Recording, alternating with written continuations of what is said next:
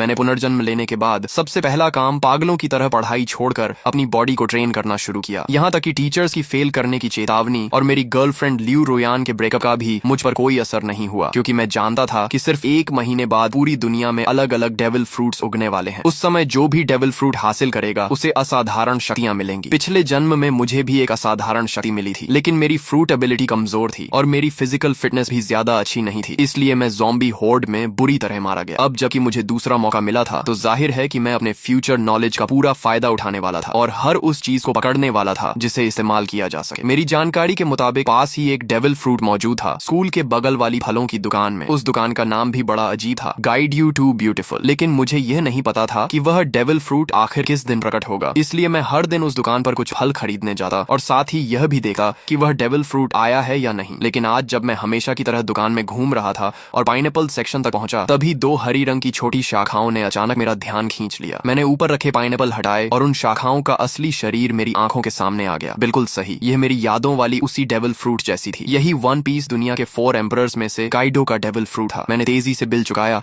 और बाकी फलों से भरा एक बैग भी उठा लिया ताकि किसी को शक न हो। जैसे ही मैं दुकान से बाहर निकला, सामने एक मजबूत शरीर वाला मध्यम उम्र का आदमी दिखाई दिया, वही आदमी जो पिछले जन्म में अज़्योर ड्रैगन फ्रूट का मालिक बना था। मैंने मन ही मन राहत की सांस ली। अगर मैं थोड़ी देर और कर देता तो ये फ्रूट उसी के हाथ लग जाती। हॉस्टल लौटे ही मैंने एक पल की भी देरी नहीं की और अज़्योर ड्रैगन फ्रूट को उठाकर सीधे एक बड़ा काट लिया। उसका स्वाद ऐसा था जैसे किसी ने सूखे पानी के टैंक और गंदगी के गड्ढे को मिलाकर उसमें सड़ी हुई पोछे की कपड़े को घुमा दिया हो और फिर सीधे मुंह में ठूंस दिया हो। इतनी गंदी टेस्ट थी कि मैं लगभग वहीं उल्टी कर देता, लेकिन मैंने खुद को रोका और किसी तरह उस गूदे को निगल लिया। फिर मैंने दिल मजबूत करके उसका बचा हुआ छिलका, बीज और वह छोटी बैंगनी शाखा भी निगल ली। काफी देर बाद मैंने गहरी सांस ली। अब चमत्कार का बीज बोया जा चुका था, बाकी सिर्फ इंतजार करना था। इसके बाद मैंने मोबाइल निकाला और शॉर्ट वीडियोस तथा फोरम ब्राउजिंग शुरू कर दी। कई प्लेटफॉर्म देखने के बाद मैंने एक आईडी सर्च की और पहला वीडियो खोला। भाइयों, देख रहे हो, ये थंडर फ्रूट है। कमेंट सेक्शन में बोली लगाओ, जो ज्यादा कीमत देगा उसे मिलेगा। ये देखकर मेरा दिल तेज धड़कने लगा। हालांकि अज़्योर ड्रैगन फ्रूट मैं पहले ही खा चुका था और दूसरा डेविल फ्रूट नहीं खा सकता था, लेकिन जब अपोकलिप्स आएगा और सभी लोग इसकी असली कीमत जान जाएंगे, तब करोड़ों रुपए देकर भी एक फ्रूट नहीं मिलेगी। ये सबसे महत्वपूर्ण ट्रेडिंग रिसोर्स थी और अगर ट्रेडिंग में इस्तेमाल न भी करूं तो मैं इसे अपने माता पिता या अपनी बहन को खिला सकता था। वैसे भी दूसरी फ्रूट खाने की संभावना पूरी तरह खत्म नहीं हुई थी, बस उसके लिए ताकत और किस्मत दोनों चाहिए थी। मैंने कमेंट सेक्शन में कुछ नहीं लिखा, बल्कि सीधे उस पीले बालों वाले लड़के वांग तियानची को प्राइवेट मैसेज भेजा। भाई, ये फ्रूट बहुत बढ़िया बनाई है, बिल्कुल असली जैसी लग रही है, मैं इसे खरीदना चाहता हूँ। कमेंट सेक्शन वाले लोग सिर्फ मजाक कर रहे हैं, जो कीमत चाहिए सीधे बताओ, अगर सही लगी तो तुरंत खरीद लूंगा। उसने जवाब दिया, भाई ये सचमुच डेविल फ्रूट है, इसकी कीमत 15 लाख है। मैंने कहा, अगर ये सच में डेविल फ्रूट है तो तुम खुद क्यों नहीं खा लेते? अगर बेचने का इरादा है तो सामान्य कीमत बताओ, नहीं तो मैं तुम्हें ब्लॉक कर दूंगा। वह बोला, ठीक है 1 लाख। मैंने कहा, 1000 फाइनल प्राइस। तुम्हारे जैसे कलेक्टिबल मॉडल की यही असली कीमत है। वह थोड़ा निराश हुआ, सोचा था ज्यादा पैसे ठग लूंगा, लेकिन 1000 भी ठीक है, कुछ दिन मौज हो जाएगी। मैंने कहा, ठीक है, पैसे दूंगा और सामान ले लूंगा। फिर मैंने पूछा, तुम कोई दुकान वाले नहीं हो? अगर मैं पैसे दे दूं और तुम सामान न भेजो तो बता दो, मैं आमने सामने डील करूंगा। उसने हंसकर कहा, सामने ही सही, क्या कर लोगे? उसने पता भेज दिया। फ्रूट मिलने के बाद मैं पूरी रफ्तार से निकल पड़ा और 2.5 घंटे में उसके बताए हुए छोटे शहर के स्टेशन पहुंच गया। मैंने पूछा, तुम वही हो जो डेविल फ्रूट बेच रहे थे? पेमेंट QR कोड दो, पहले फ्रूट देखूंगा फिर पैसे दूंगा। वह बोला, पहले पैसे फिर सामान। क्या तुम्हें लगता है मैं भाग जाऊंगा? मैंने कहा, यह तुम्हारा इलाका है। उसने सोचा और माना कि बात सही है, इस इलाके में उसकी थोड़ी बहुत पहचान थी। अगर मैं पैसे न देता तो वह एक फोन करता और उसके दोस्त मिनटों में पहुंच जाते। जब उसने बैग मेरी तरफ बढ़ाया तो मेरे हाथ तक कांप रहे थे। मैंने फ्रूट निकाली और मेरा दिल जोर जोर से धड़कने लगा। कोई गलती नहीं थी, ये असली डेविल फ्रूट थी। मैंने बिना समय गंवाए तुरंत 1000 रुपए ट्रांसफर कर दिए, फ्रूट को संभाला और वापस निकल पड़ा। अगर इस बेकार जगह से ट्रेन चलती होती तो मैं उसी समय घर लौट जाता। वापसी के रास्ते में मैं मोबाइल पर शॉर्ट वीडियोस देख रहा था कि अचानक एक वीडियो ने मेरा ध्यान खींच लिया। हाल ही में कई लोग अचानक बेहोश हो रहे हैं और लोगों के शरीर पर अजीब अजीब धब्बे दिखाई देने लगे हैं। एक्सपर्ट्स का कहना था कि यह संभवतः किसी नए प्रकार का फ्लू हो सकता है और सभी से मास्क पहनने तथा सावधानी बरतने की अपील की जा रही थी। ये खबर देखते ही मेरा दिल जोर से धड़क उठा। बेहोशी, शरीर पर धब्बे, क्या यह वही संकेत नहीं थे जो पिछले जन्म में अपोकलिप्स शुरू होने से पहले दिखाई दिए थे? मैंने बिना एक पल गंवाए हॉस्टल की ओर दौड़ लगा दी। पहले से तैयार रखा हुआ अपना सामान उठाया और बाहर निकलने ही वाला था कि पीछे से अचानक एक दर्दनाक चीख सुनाई दी। कई छात्र अचानक जमीन पर गिर पड़े और उनके शरीर पर धब्बे उभरने लगे। इसके तुरंत बाद एक रहस्यमयी दबाव पूरे क्षेत्र में फैल गया, जिससे सभी लोग हिलने तक में असमर्थ हो गए। तभी जो लोग पूरी तरह बेहोश हो चुके थे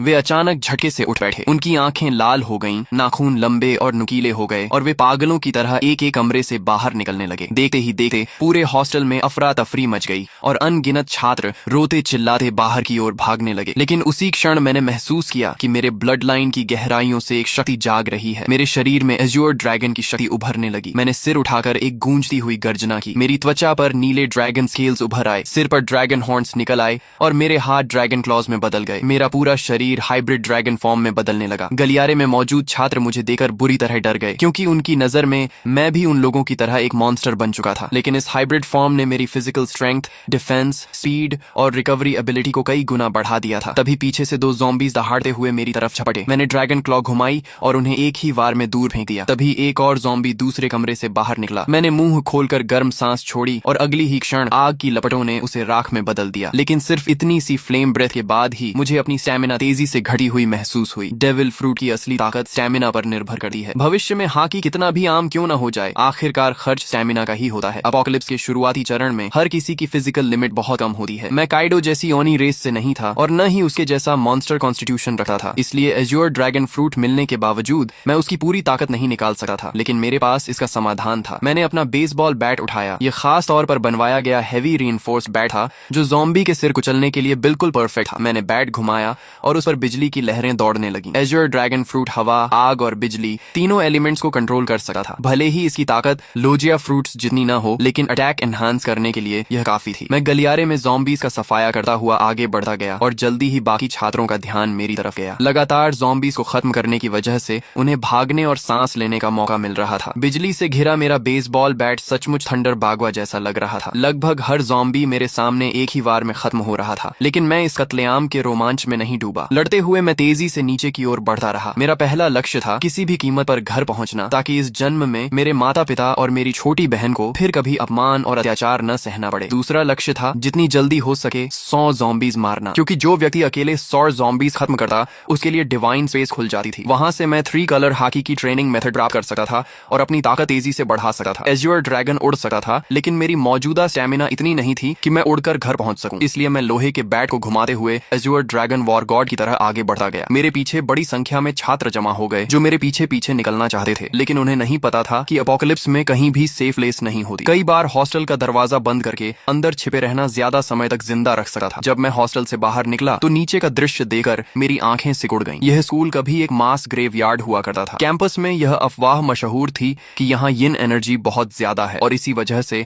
आसपास रहने वाले लोग अक्सर बीमार पड़ जाते थे। बाद में एक फेंग शुई मास्टर ने सलाह दी थी कि यहाँ एक स्कूल बनाया जाए ताकि युवाओं की यांग एनर्जी इस जगह की यिन एनर्जी को दबा सके। लेकिन अब जो कंकाल वर्षों से जमीन के नीचे दफन थे, ज़ॉम्बी वायरस के प्रभाव से सभी जमीन फाड़कर बाहर निकल आए थे और जो भी जीवित इंसान दिख रहा था उस पर हमला कर रहे थे। कोई मुझे बचाओ! पूरे कैंपस में हाहाकार मचा हुआ था। हर कोई जान बचाने के लिए भाग रहा था। लोग घबराहट में एक दूसरे से टकरा रहे थे, लेकिन मैंने किसी पर ध्यान नहीं दिया और सीधे मेन गेट की दिशा में बढ़ता गया। रास्ते में चाहे ज़ॉम्बी मिले या स्केलेटन मॉन्स्टर, मैंने सबको अपने बैट से कुचल दिया। आखिरकार जब मैं स्कूल गेट तक पहुंचा तभी मेरा शरीर अचानक रुक गया। सिर्फ मैं ही नहीं, सभी लोग और यहाँ तक कि ज़ॉम्बीज भी वहीं थम गए। ऐसा लगा जैसे पूरे संसार का टाइम फ्रीज हो गया हो। फिर मेरी आंखों के सामने अंधेरा छा गया। Divine descent, devil fruits have arrived, divine space activated. जब मैंने दोबारा आंखें खोली तो खुद को एक रहस्यमयी स्थान में पाया। यहाँ न समय था, न दिशा, न कोई वास्तविक स्थान। केवल 2 लाइट स्क्रीन्स मौजूद थी, एक बड़ी और एक छोटी। बड़ी स्क्रीन पर लिखा था डिवाइन शॉप और छोटी स्क्रीन पर लिखा था पर्सनल पैनल। पिछले जन्म में मैं इन चीजों से भली भांति परिचित था। यह किसी अज्ञात सत्ता द्वारा दिया गया अवसर था जहाँ पॉइंट्स के बदले टेक्निक्स, इक्विपमेंट, स्किल्स और रिसोर्सेज खरीदे जा सकते थे। तभी घोषणा हुई, आप पहले व्यक्ति हैं जिसने 100 ज़ॉम्बीज का शिकार किया है। आपको डिवाइन रिवॉर्ड प्राप्त होगा। आपने अपोकलिप्स शुरू होने के 10 मिनट के भीतर 100 पॉइंट्स प्राप्त कर लिए हैं, इसलिए आपको विशेष रिवॉर्ड दिया जाएगा। इसके बाद मेरे सामने 3 विकल्प आए। पहला रिवॉर्ड था परफेक्ट फ्रूट, जो मेरे एज्योर ड्रैगन फ्रूट को पूर्ण अवस्था में पहुंचा देता। इसके बाद फ्रूट की सभी साइड इफेक्ट्स समाप्त हो जाती। मैं सी स्टोन और सी वाटर से प्रभावित नहीं होता और यहाँ तक कि दूसरा डेविल फ्रूट भी खा सकता था बिना शरीर फटे। दूसरा रिवॉर्ड था हाकी जीनियस। इसके लिए किसी ट्रेनिंग या पॉइंट्स की जरूरत नहीं थी। मुझे तुरंत 3 कलर हाकी जागृत हो जाती और बिना अभ्यास के भी धीरे धीरे बढ़ती रहती। यदि मैं ट्रेनिंग करता तो इसकी ग्रोथ स्पीड 2 गुनी हो जाती। तीसरा रिवॉर्ड था ज़ॉम्बी स्लेयर डिवाइन वेपन। मुझे अपनी पसंद का सुप्रीम ग्रेड वेपन मिलता जो ज़ॉम्बीज को 2 गुना डैमेज देता। फ्रूट, हाकी या वेपन, 3 में से एक चुनना था। पहला और तीसरा रिवॉर्ड तुरंत कॉम्बैट पावर बढ़ाते थे, जबकि दूसरा धीरे धीरे ताकत बढ़ाता, लेकिन उसकी पोटेंशियल लिमिट कहीं अधिक थी। पिछले जन्म के अनुभव के अनुसार बाद के चरणों में भी हाकी कभी आउटडेटेड नहीं हुई थी। मैं कुछ क्षण सोच में पड़ गया। तभी मुझे काइडो की कही बात याद आई, हाकी ही असली आधार है। रॉजर और गार्ब के पास कोई डेविल फ्रूट नहीं थी, फिर भी वे दुनिया के सबसे शक्तिशाली योद्धा बने। यहाँ तक कि काइडो ने हाकी को इतना महत्व दिया कि उसने उसने अपनी फ्रूट अवेकनिंग तक पर ज्यादा ध्यान नहीं दिया। ये सोचते ही मैंने फैसला कर लिया, ताकतें जितनी ज्यादा हों उतना अच्छा नहीं। असली बात यह है कि किसी एक ताकत को उसकी सीमा तक पहुंचाया जाए। एज्योर ड्रैगन फ्रूट कितनी शक्तिशाली बनेगी, ये पूरी तरह मेरी फिजिकल स्ट्रेंथ पर निर्भर था। अगले ही क्षण मैंने हॉकी जीनियस चुन लिया। तुरंत 3 कलर हॉकी मेरे भीतर जाग उठी। काली ऊर्जा की एक पतली परत मेरी मुठियों पर चढ़ गई। यह आर्मामेंट हॉकी थी। इसके बाद मैंने कुछ पॉइंट्स खर्च करके 5 वाटर मीट खरीदे, जो तेजी से स्टेमिना रिकवर करने वाला फूड था और लड़ाई में लंबे समय तक टिकने में मदद करता था। पर्सनल पैनल सिर्फ स्टेटस स्क्रीन नहीं थी, बल्कि कम्युनिकेशन डिवाइस भी थी। अपोकलिप्स में जब मानव सभ्यता टूट गई थी, तब लोग इसी पैनल के कम्युनिकेशन फंक्शन से संपर्क बनाए रखते थे। इसमें अलग अलग चैनल्स भी बने हुए थे और बहुत से लोग पहले ही बातचीत शुरू कर चुके थे। तभी घोषणा हुई, स्पेस कनेक्शन समाप्त होने वाली है। भविष्य में केवल विचार करते ही डिवाइन स्पेस में प्रवेश किया जा सकेगा। मेरी आंखों के सामने फिर अंधेरा छा गया। जब मैंने दोबारा आंखें खोली तो मैं वापस अपने शरीर में था। चारों ओर अनगिनत ज़ॉम्बीज और घबराए हुए छात्र शिक्षक मौजूद थे। मैंने तुरंत एक वाटर मीट मुंह में ठूंस ली और तेजी से खाते हुए स्कूल गेट की ओर बढ़ने लगा। तभी मुझे अचानक खतरे का एहसास हुआ। मैंने तुरंत अपना शरीर एक ओर घुमा लिया। जिस जगह मैं खड़ा था वहां अगले ही पल जमीन फट गई और एक स्केलेटन आर्म बाहर निकल आई। बहुत से लोग सोच रहे थे कि शहर छोड़कर किसी सुनसान जगह चले जाएंगे और किसी तरह जीवित रहेंगे, लेकिन उन्हें नहीं पता था कि अब इस दुनिया में 1 इंच भी सुरक्षित जमीन नहीं बची थी। इसी दौरान रास्ते में चल रही कारों के रेडियो पर इमरजेंसी ब्रॉडकास्ट लगातार बज रहा था। यह राष्ट्रीय आपातकालीन सूचना है। सभी नागरिक शांत रहें, अपने घरों के अंदर रहें और दरवाजे खिड़कियां बंद रखें। हमारी सेना पूरी तरह सक्रिय हो चुकी है। रेडियो पर आगे घोषणा हुई, हमारी बायोलॉजिकल लैबोरेटरीज भी एंटीडोट विकसित करने में लगी हुई हैं। कृपया शांति बनाए रखें और घबराहट में कोई गलत कदम न उठाएं। लेकिन मैं जानता था कि सच्चाई इससे कहीं ज्यादा भयावह है। ज़ॉम्बी वायरस की पहली लहर हवा के जरिए फैलती थी और जिन लोगों की फिजिकल कॉन्स्टिट्यूशन कमजोर होती थी वे सबसे पहले संक्रमित होते थे। इसी वजह से हॉस्पिटल्स और ओल्ड एज होम्स संक्रमण के सबसे बड़े केंद्र बन गए थे। अपोकलिप्स शुरू होने के बाद वायरस का मुख्य संक्रमण तरीका ब्लड ट्रांसमिशन बन जाता था। ऐसी स्थिति में सेना के जवान, जिनकी फिजिकल फिटनेस सबसे अच्छी होती थी, उनके संक्रमित होने की संभावना बहुत कम रहती थी। इसलिए अपोकलिप्स की शुरुआत में मिलिट्री अभी भी कुछ हद तक प्रभावी रहती थी, लेकिन मैं जानता था कि यह ज्यादा समय तक नहीं चलेगा। अगर सेना तेजी से ज़ॉम्बीज को खत्म करना चाहती तो उसे गन्स और अन्य फायर आर्म्स का इस्तेमाल करना पड़ता, लेकिन ऐसा करने पर उन्हें पॉइंट्स नहीं मिलते। पॉइंट्स के बिना वे मजबूत नहीं बन सकते थे। दूसरी तरफ ज़ॉम्बीज लगातार विकसित होते जाते और आखिरकार ऐसे स्तर पर पहुंच जाते जहां सामान्य फायर आर्म्स भी उनके सामने बेअसर हो जाती। जैसे जैसे ज़ॉम्बीज मजबूत होते, सेना कमजोर पड़ती जाती और समाज का पतन तेजी से होने लगा। इसलिए इस अपोकलिप्स में असली उम्मीद सिर्फ एक ही थी, हर इंसान को योद्धा बनना होगा और खुद ज़ॉम्बीज से लड़ना होगा। यह एक ऐसी सर्वाइवल कंपटीशन थी जिसमें केवल योग्य और शक्तिशाली लोग ही आगे बढ़ सकते थे। मेरी कार तेज रफ्तार से सड़क पर दौड़ रही थी। रास्ते में अगर कोई ज़ॉम्बी सामने आ भी जाता तो मैं ब्रेक लगाने की बजाय उसे सीधा टक्कर मारकर आगे निकल जाता। तभी अचानक मेरा फोन बज उठा। कॉल उठाते ही दूसरी तरफ से मेरी छोटी बहन की घबराई हुई आवाज सुनाई दी, भैया आप कहाँ हो? बाहर बहुत सारे ज़ॉम्बीज हैं, बहुत डर लग रहा है। मैंने तुरंत पूछा, मैं ठीक हूँ, तुम कैसी हो? मम्मी पापा ठीक है ना? उसने राहत की सांस लेते हुए कहा, मम्मी ने आपकी बात मानकर पहले ही छुट्टी ले ली थी और मुझे स्कूल से घर ले आई थी। पापा अभी हॉस्पिटल में हैं। उन्होंने कहा है कि उन्होंने ऑफिस लॉक कर लिया है और फिलहाल सुरक्षित हैं। भैया आप तो सचमुच भविष्यवक्ता निकले। अगर आपने मम्मी को जबरदस्ती छुट्टी लेने के लिए न कहा होता तो शायद हम अभी बाहर ही मर चुके होते। पिछले 1 महीने से मेरी बहन औचिंग बहुत हैरान थी, क्योंकि मैं हर दिन बड़ी मात्रा में डेली नेसेसिटीज घर भेज रहा था। जब भी परिवार पूछता कि इतना सामान क्यों जमा कर रहा हूँ, मैं कोई जवाब नहीं देता था। उन्हें यह भी नहीं पता था कि मेरे पास इतना पैसा आया कहाँ से। असल में मेरे पास कोई पैसा नहीं था। सिर्फ 1 महीने में इतना कमाना भी असंभव था। लेकिन जब अपोकलिप्स आने ही वाला था तो मुझे कर्ज लेने से डरने की क्या जरूरत थी। मैंने लगभग हर ऑनलाइन प्लेटफॉर्म से लोन ले लिया था। अगर माता पिता को समझाने की समस्या न होती तो शायद मैं घर तक गिरवी रख देता। हालांकि डिवाइन स्पेस के मौजूद होने के कारण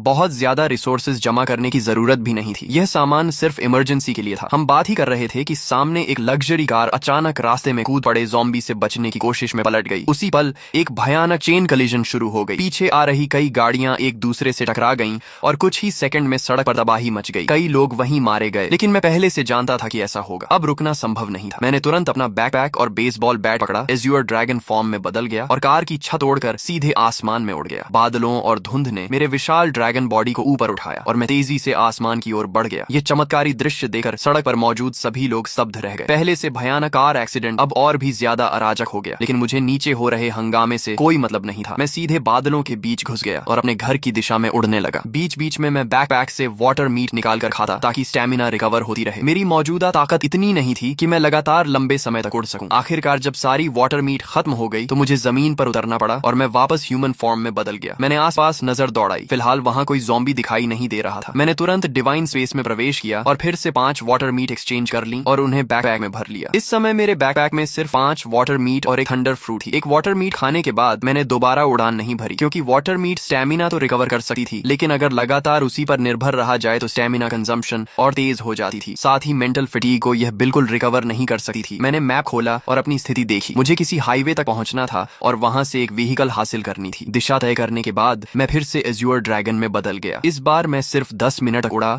और जल्द ही नीचे एक हाईवे दिखाई देने लगी, जहां अनगिनत व्हीकल तेज रफ्तार से दौड़ रही थी। मेरा लक्ष्य था कोई मजबूत ऑफ रोड एसयूवी ढूंढना। नीचे सड़क पर मौजूद कई लोगों ने आसमान में उड़ते एज्योर ड्रैगन को देख लिया था। तुरंत लोगों ने अपने फोन्स निकालकर वीडियो बनाना शुरू कर दिया और उसे डिवाइन स्पेस के कम्युनिकेशन चैनल पर अपलोड कर दिया। दोस्तों, मैंने ड्रैगन देखा है, बहुत बड़ा एज्योर ड्रैगन, कम से कम 10 मीटर लंबा होगा, किसी ने लिखा। दूसरे ने जवाब दिया, ये जरूर काइडो का एज्योर ड्रैगन फ्रूट होगा। पता नहीं किस लकी आदमी को इतनी ताकतवर मिथिकल बीस्ट फ्रूट मिल गई। तभी किसी और ने लिखा, मुझे भी कभी थंडर फ्रूट मिली थी, लेकिन मैंने उसे नकली समझकर बेच दिया। ये मैसेज लिखने वाला वही पीले बालों वाला हुआंग तियंची था। उसे अब पछतावे से खुद को मार लेने का मन कर रहा था। आखिर उसने असली थंडर फ्रूट सिर्फ 1000 रुपए में बेच दी थी। जीजू से यूजो जाने वाले हाईवे के ऊपर उड़ते हुए मैं आखिरकार एक बेहद मजबूत दिखने वाली ऑफ रोड एसयूवी पर नजर टिकाने ही वाला था। मैं नीचे उतरकर राइड लेने की तैयारी कर रहा था कि तभी मेरी नजर सड़क किनारे खड़े एक विशाल पेड़ पर पड़ी। वहां किसी चीज की हल्की लेकिन रहस्यमयी चमक टिमटिमा रही थी। मैंने पहले ही अनुमान लगाया था कि दुनिया में प्रकट होने वाले अधिकांश डेविल फ्रूट्स जोन टाइप के होंगे। हालांकि मिथिकल बीस्ट फ्रूट्स भी उतने दुर्लभ नहीं थे जितना लोग सोचते थे। आखिर दुनिया की हर संस्कृति और हर सभ्यता में अनगिनत मिथिकल क्रीचर्स, डिवाइन बीस्ट्स और डीमोनिक मॉन्स्टर्स मौजूद थे। उन सभी के आधार पर नई मिथिकल बीस्ट फ्रूट्स जन्म लेने वाली थी। लेकिन भले ही मिथिकल फ्रूट्स की संख्या बढ़ जाए, फिर भी वे सबसे शक्तिशाली फ्रूट्स में गिनी जाती थी। मैंने अपने ड्रैगन क्लॉ से उस चमकती हुई फ्रूट को तोड़ा और उसे पीछे लटके बड़े बैकपैक में रख लिया। जब मेरे पॉइंट्स 1000 तक पहुंच जाएंगे, तब डिवाइन स्पेस में एक नया फंक्शन अनलॉक होगा, डेविल फ्रूट आइडेंटिफिकेशन। उसकी मदद से मैं किसी भी फ्रूट की एबिलिटी पहले से जान सकता था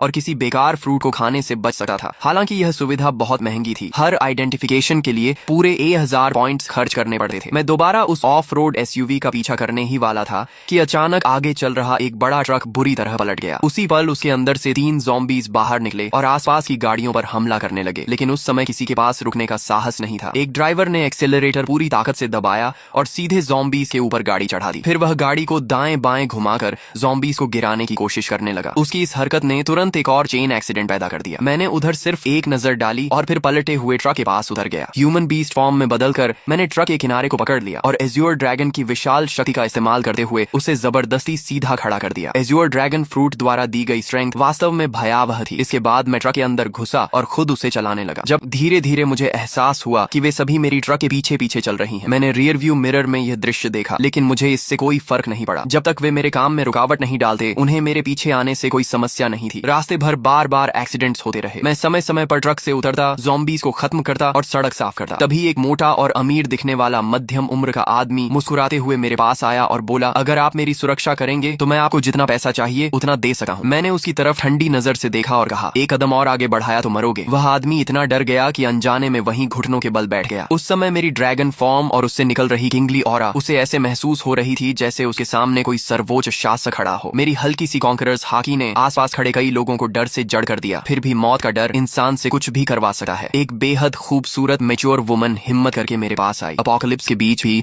उसने खुद को बेहद आकर्षक तरीके से सजाया हुआ था। उसने मुस्कुराते हुए कहा, हैंडसम, क्या आप मुझे अपने साथ ले जा सकते हैं? आप मेरे साथ जो चाहें कर सकते हैं। मैंने बिना भाव बदले सिर्फ एक शब्द कहा, दफा हो जाओ। मैं अभी अपनी ड्रैगन एबिलिटी हटाकर ट्रक में चढ़ने ही वाला था कि तभी एक लंबा चौड़ा ताकतवर आदमी तेजी से मेरी तरफ आया। उसने देखा कि मैं रुकने वाला नहीं हूँ तो जल्दी जल्दी बोला, सर, मैंने भी बहुत सारी अपोकलिप्स नॉवेल्स पढ़ी हैं। आप इतने शक्तिशाली हैं, लेकिन क्या आपको बेस बिल्ड करने के लिए लोगों की जरूरत नहीं पड़ेगी? मेरा नाम लिन कुई है। मेरे पास कोई खास टैलेंट नहीं है, लेकिन ताकत बहुत है। मैं एक कॉम्बैट कोच हूँ और निश्चित रूप से आपके काम आ सकता हूँ। मैं रुक गया और उसकी तरफ देखने लगा। थोड़ी पर हाथ रखकर कुछ देर सोचता रहा। उसकी बात गलत नहीं थी। सिविलाइजेशन और सोशल ऑर्डर जल्द ही पूरी तरह खत्म होने वाले थे। अगर मुझे अपोकलिप्स में लंबे समय तक जीवित रहना था तो मुझे अपना खुद का सेफ बेस बनाना पड़ेगा। ज़ॉम्बीज की ग्रोथ स्पीड बहुत तेज थी। अकेले मेरे लिए हर समय अपने परिवार की रक्षा करना मुश्किल था। जब लिन कुई ने देखा कि मैं सोच रहा हूँ तो उसके चेहरे पर खुशी छा गई। उसने बिना देर किए अपना सामान, अपनी कार और बाकी सब कुछ वहीं छोड़ दिया। उसे डर था कि अगर उसने एक पल भी देरी की तो मैं उसे छोड़कर चला जाऊंगा। वह इतना सावधान था कि फ्रंट सीट पर बैठने की हिम्मत भी नहीं कर सका। अपनी फिजिकल फिटनेस का इस्तेमाल करते हुए सीधे ट्रक के पीछे वाले कार्गो एरिया में चढ़ गया। लिन कुई की सफलता देखकर बाकी लोगों को भी उम्मीद नजर आने लगी। उन्हें लगा कि मैं पूरी तरह निर्दयी नहीं हूँ। तभी वह अमीर मध्यम उम्र का आदमी फिर कुछ कहने ही वाला था कि मैंने उसे बीच में रोक दिया। अगर मैं लोगों को भर्ती भी करूंगा तो किसी को सिर्फ उसके शब्दों पर नहीं चुनूंगा। शुरुआती चरण में एक आदमी ही काफी है और उसकी लॉयल्टी भी अभी साबित नहीं हुई है, उसे समय के साथ परखा जाएगा। तभी वह खूबसूरत महिला फिर आगे आई और दृढ़ आवाज में बोली, कृपया मुझे एक मौका दीजिए। मेरी क्षमता और मेरी जान दोनों आपके लक्ष्य पूरे करने के लिए समर्पित रहेंगी। उसकी आंखों में झलकता दृढ़ निश्चय देकर मुझे एहसास हुआ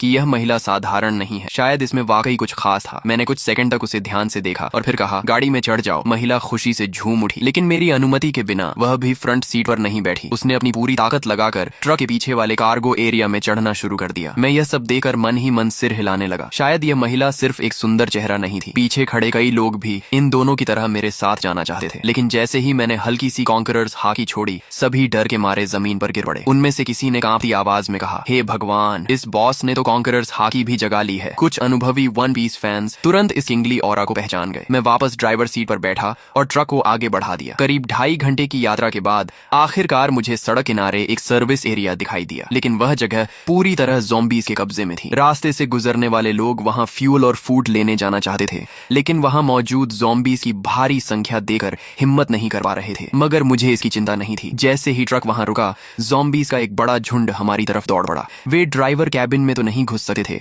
इसलिए ट्रक के पीछे चढ़कर लिन कुई और उस महिला पर हमला करने की कोशिश करने लगे। दोनों डरकर कार्गो एरिया के अंदर दुबक गए और सिर तक बाहर निकालने की हिम्मत नहीं कर पाए। मैं ट्रक से उतरा, ह्यूमन बीस्ट फॉर्म में बदला और बेसबॉल बैट घुमाते हुए कुछ ही सेकंड में ट्रक पर चढ़ रहे कई ज़ॉम्बीज़ के सिर कुचल दिए। तभी मुझे एहसास हुआ कि पीछे पीछे आ रहा पूरा व्हीकल कॉन्वॉय भी इस सर्विस एरिया तक पहुंच चुका था। वे लोग चाहते थे कि मैं ज़ॉम्बीज़ को खत्म कर दूं ताकि वे आराम से फ्यूल और सप्लाईज ले सकें। लेकिन जैसे ही उनकी गाड़ियां वहां पहुंची, अगले ही पल ज़ॉम्बीज़ का विशाल झुंड उन गाड़ियों की ओर टूट पड़ा और मजबूर होकर वह पूरा व्हीकल कॉन्वॉय सर्विस एरिया छोड़कर आगे निकल गया। उधर मैं एक एक वार में ज़ॉम्बीज़ को खत्म करता गया और कुछ ही देर में पूरे सर्विस एरिया को साफ कर दिया। सिर्फ एक ज़ॉम्बी मैंने लिनकुई के लिए छोड़ी ताकि वह प्रैक्टिस कर सके। आखिर वह एक कॉम्बैट कोच था, इसलिए उसकी स्ट्रेंथ, स्पीड और कॉम्बैट रिफ्लेक्सेस वाकई अच्छे थे। जब तक मैं फ्यूल भरकर लौटा, तब तक उसने भी उस ज़ॉम्बी को सफलतापूर्वक मार गिराया था। सप्लाईज इकट्ठा करने के बाद मैंने आखिरकार उस छिपाव पहने खूबसूरत महिला का नाम पूछा। हालांकि वह दिखने में पतली दुबली थी और पहली नजर में ज्यादा उपयोगी नहीं लगी थी, लेकिन जब से वह मेरी ट्रक पर चढ़ी थी, उसने खुद को काफी अच्छा साबित किया था। ज़ॉम्बीज़ के ट्रक पर चढ़ने के दौरान भी उसने चीख पुकार नहीं मचाई थी। इससे मेरे मन में उसके लिए सम्मान थोड़ा और बढ़ गया। जैसे ही मैंने उसका नाम पूछा, उसने तुरंत जवाब दिया, मेरा नाम लियू मेंग कियन है। मैंने कहा, अब से फ्रंट सीट पर बैठो, ट्रक के कार्गो एरिया में चढ़ने की जरूरत नहीं है। ये सुनते ही उसने सिर झुकाकर कहा, जी मास्टर। उसके मुंह से निकला यह संबोधन मुझे फिर से चौंका गया। उसने मेरा नाम तक नहीं पूछा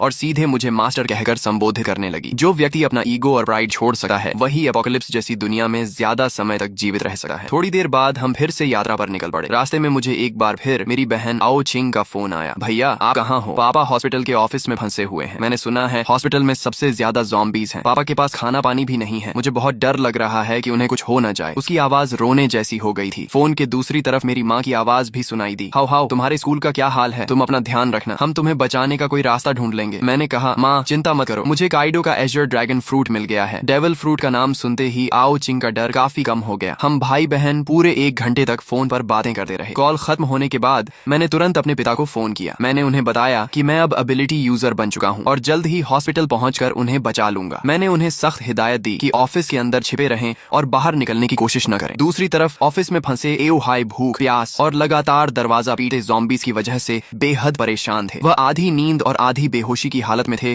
कि तभी मेरा फोन आया। मेरा नाम देखते ही उनमें जान आ गई। जब मैंने उन्हें वीडियो कॉल की और उन्होंने मुझे ड्रैगन ह्यूमन फॉर्म में ज़ॉम्बीज़ का सफाया करते देखा, तब जाकर उनके दिल को सुकून मिला। उन्होंने मुझे अपने ऑफिस का रास्ता बताया। मैं तेजी से हॉस्पिटल के एक कोने में बने ऑफिस तक पहुंच गया। वहां 12 ज़ॉम्बीज़ लगातार दरवाजा तोड़ने की कोशिश कर रहे थे। दरवाजे में कई बड़े छेद भी हो चुके थे। अगर अंदर से टेबल्स और चेयर्स लगाकर उसे ब्लॉक न किया गया होता तो ज़ॉम्बीज़ कब के अंदर घुसकर पापा को टुकड़े टुकड़े कर चुके होते। मैंने बेसबॉल बैट घुमाई और कुछ ही सेकंड में उन सभी ज़ॉम्बीज़ के सिर तोड़ डाले। फिर एक जोरदार किक मारकर ऑफिस का दरवाजा खोल दिया। अंदर मौजूद पापा की हालत जरूर खराब थी, लेकिन वे पूरी तरह सुरक्षित थे। मेरे लिए यही सबसे बड़ी खुशखबरी थी। एओ हाई वाटर मीट खाते हुए बोले, तो ये वही डेविल फ्रूट एबिलिटी है जिसके बारे में तुम और आओ चिंग बात कर रहे थे। ऑफिस में फंसे रहने के दौरान उन्होंने डिवाइन स्पेस के कम्युनिकेशन चैनल्स में बहुत सारे वीडियोस और डिस्कशंस देख लिए थे, इसलिए उन्हें वन पीस और डेविल फ्रूट्स के बारे में कुछ जानकारी हो गई थी। मैं हंस पड़ा और एक और अंदर घुसे ज़ॉम्बी का सिर बैट से कुचलते हुए बोला, कैसा लगा आपका बेटा? कूल है ना? आओ हाई मुस्कुराकर बोले, बहुत कूल है बदमाश। अपोकलिप्स शुरू होने के बाद उन्होंने अपनी आंखों से अनगिनत लोगों को ज़ॉम्बीज़ के हाथों मरते देखा था। ऐसे में उनका पूरा परिवार अभी तक सुरक्षित था। यही उनके लिए सबसे बड़ी खुशी थी। हॉस्पिटल से बाहर निकलते समय मैंने देखा कि कई कई बिल्डिंग्स के दरवाजों और खिड़कियों के पीछे लोग छिपे हुए बाहर झांक रहे थे। जब उन्होंने एओ हाई को एक ड्रैगन मैन के साथ जाते देखा और यह भी देखा कि वह ड्रैगन मैन कितनी आसानी से ज़ॉम्बीज़ को मार रहा है, तो कई लोग मदद के लिए चिल्लाने लगे, ओल्ड हाई, हमें भी बचा लो। आओ हाई के चेहरे पर दया की झलक दिखाई दी। उन्होंने कहा, हाओ, इन्हें भी बचा लो, ये सब मेरे कॉलीग्स हैं, बहुत बेचारे हैं। मैंने ठंडे स्वर में जवाब दिया, बचाकर क्या करूंगा? क्या मैं इन्हें एक एक करके इनके घर भी छोड़ूंगा? और अगर घर पहुंच भी गए तो क्या वे निश्चित रूप से जिंदा रह पाएंगे? मैंने उनकी पुकारों को अनसुना किया और पापा को लेकर आगे बढ़ गया। रास्ते में हम उस कमरे के पास पहुंचे जहां लिन कुई और लियू मेंकियन छिपे हुए थे। मैंने दरवाजे पर हमला कर रहे ज़ॉम्बीज़ को खत्म किया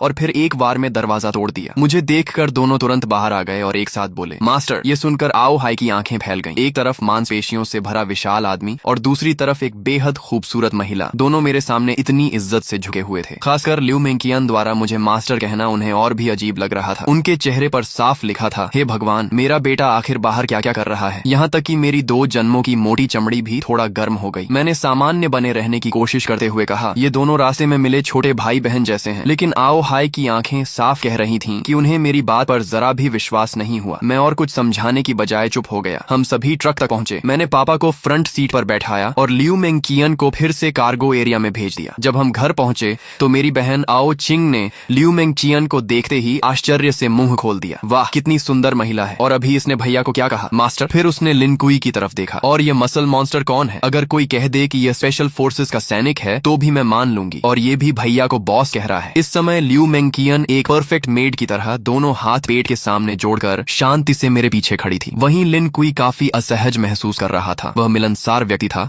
लेकिन यह उसके बॉस का परिवार था, इसलिए उसे समझ नहीं आ रहा था कि कैसे व्यवहार करे। आखिर मेरी माँ लियू यून ने स्थिति संभाली और मुस्कुराते हुए कहा, सबको भूख लगी होगी ना? जैसे ही उन्हें पता चला था कि मैं और पापा लौट रहे हैं, उन्होंने सोना छोड़ दिया और पूरी रात खाना बनाने में लगा दी थी ताकि हम दोनों गरम खाना खा सकें। लेकिन उन्हें यह उम्मीद नहीं थी कि मैं 2 और लोगों को साथ ले आऊंगा, इसलिए खाना थोड़ा कम पड़ रहा था। अच्छी बात यह थी कि मैंने पहले से बहुत सारे कैंड फूड्स जमा कर रखे थे। कुछ कैंस खोलकर माँ ने पूरा बड़ा डिनर तैयार कर दिया। जब मैंने देखा कि लिन कुई और लियू मेंकियन अभी भी किनारे खड़े हैं तो मैंने उन्हें भी खाने के लिए बुलाया। लिन कुई आगे बढ़ने ही वाला था कि लियू मेंकियन बोली, मुझे थोड़ा कैंड फूड दे दीजिए, मैं मास्टर के साथ एक ही टेबल पर नहीं बैठ सकती। ये सुनते ही कमरे में मौजूद सभी लोग स्तब्ध रह गए। आओ चिंग की नजरें मेरे और लियू मेंकियन के चेहरे पर बार बार घूमने लगी। फिर शरारती मुस्कान के साथ बोली, अब मैं समझ गई, इसे फ्लर्टिंग कहते हैं। उसकी बात पूरी होने से पहले ही मैंने उसके सिर पर हल्का सा नॉक मार दिया। वह दर्द से आंखों में आंसू भरकर मेरा हाथ पकड़कर काटने लगी। डिनर खत्म होने के बाद मैंने बैकपैक से 2 डेविल फ्रूट्स निकाली। मेरे पास अभी 2 डेविल फ्रूट्स हैं, एक थंडर फ्रूट है और दूसरी की एबिलिटी अभी पता नहीं है। तुम लोग इनमें से खा लो। यह सुनकर लिन कुई और लियू मेंकियन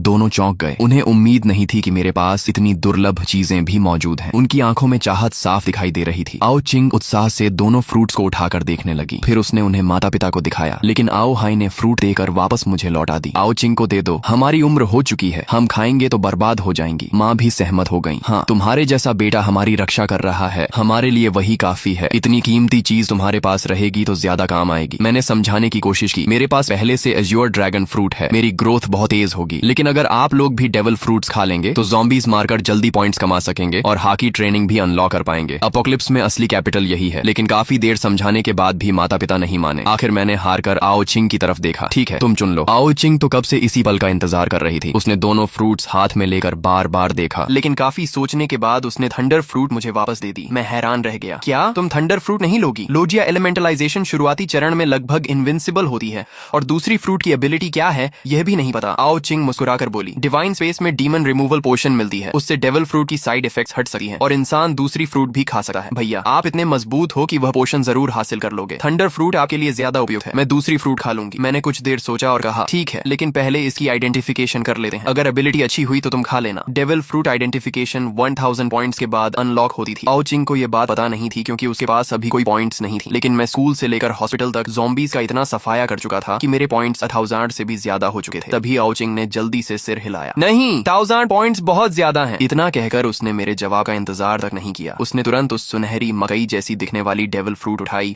और एक बड़ा टुकड़ा काटकर निगल लिया। ये देखकर मैं घबरा गया। मुझे बिल्कुल उम्मीद नहीं थी कि वह सीधे फ्रूट खा लेगी। अगर यह कोई कमजोर एबिलिटी निकली तो बाद में पछताने का भी मौका नहीं मिलेगा। लेकिन अब बहुत देर हो चुकी थी। आओ चिंग फ्रूट का गूदा निगल चुकी थी। मैं केवल मन ही मन प्रार्थना कर सकता था कि उसे कोई शक्तिशाली एबिलिटी मिले।